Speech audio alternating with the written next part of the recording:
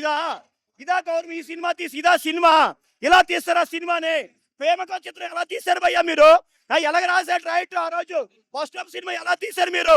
పండగ చేసి పండగ ప్రతిరోజు పండగ సినిమా ఎంత బాగా తీశారు భయ్యా. ఆ సినిమాలు చూసే ప్రభాస్ అన్న మీకు అవకాశం ఇచ్చిండు, ఒక అవకాశం.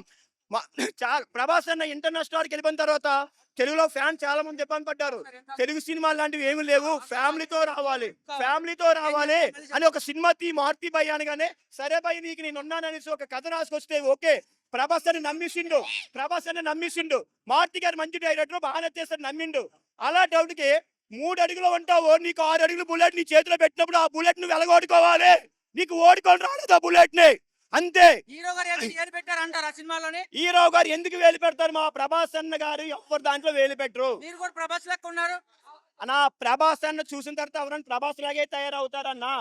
మా కంపెనీకి ఉన్నాడు బాసు, ఈ సినిమాలో దయ్యానికి వచ్చపోయించిండు ప్రభాసు. అదే అలాగుంటది భయ ఈ సినిమా.